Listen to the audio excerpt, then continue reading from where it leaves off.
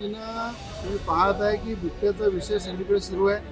अधिवेशनामध्ये अर्धा विषय जर पाहिला तर बिबट्याचाच विषय आहे. मीडियामध्ये बिबट्याचा विषय आहे आणि मोठ्या प्रमाणात अमरावती जिल्ह्यामध्ये सुद्धा बाजूला पोरा असो, मेलघाट असो, पूर्ण परिसरामध्ये मोठ्या प्रमाणात शहरामध्ये जी बिबटे येतात, नागपूरमध्ये येतात, मुंबईमध्ये येतात, तर बिबट्याला पाळीव प्राण्याचा दर्जा दिला पाहिजे. या संदर्भात मी स्वतः वन मंत्र्यांची, गणेश नाईक साहेबांची आज भेट घेतली की बिबट्याला पाळीव प्राण्याचा दर्जा देण्यासाठी एक प्रस्ताव केंद्र सरकारकडे पाठवा आणि त्या ठिकाणी ज्या पद्धतीनं बाबा आमटेंनी आपल्या वनामध्ये बिबटे पोसून ठेवलेले, अनेक ठिकाणी प्रायव्हेट वनामध्ये मोठ्या प्रमाणात बिबट्यांचं पालनपोषण सुरू आहे. ज्या ठिकाणी वन ताराच्या माध्यमातून अंबानी परिवारांनी अनेक प्राण्यांना संरक्षण दिलेलं आहे.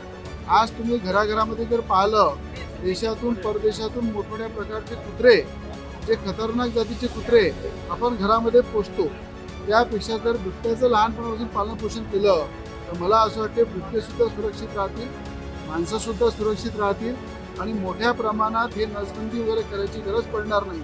अशा प्रकारचा सल्ला आणि विनंती मी वनमंत्र्याला दिलेली आहे.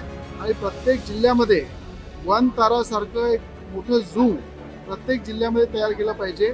भले अंबानी कुटुंबाला आपण विनंती करू की ज्या पद्धतीनं गुजरातमध्ये तुम्ही वनतारा डेव्हलप केलं, महाराष्ट्राच्या प्रत्येक जिल्ह्यामध्ये वनतारा डेव्हलप करा. त्या ठिकाणी सगळ्या प्राण्याला सुरक्षित ठेवा, त्याला सगळं संरक्षण द्या.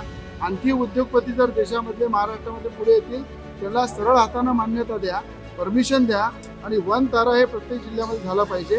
त्या ठिकाणी बिबटे सुरक्षित राहिले पाहिजे.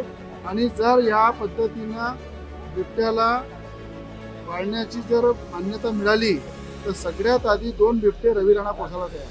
त्याचं पूर्ण पालनपोषण, त्याचा पूर्ण खर्च आणि त्याला चांगल्या प्रकारे संरक्षण देणं, एक आमदार म्हणून एक या ठिकाणी रवी राणा केव्हाही करायला तयार आहे. मग सरकारला विनंती केलेली आहे मी की पाळीव प्राण्याचा दर्जा पण द्या आणि बिबट्याला पोसण्याची सगळ्यांना जे उत्सुक आहे, जे त्याचं पालनपोषण करू शकतात त्यांना मान्यता द्या.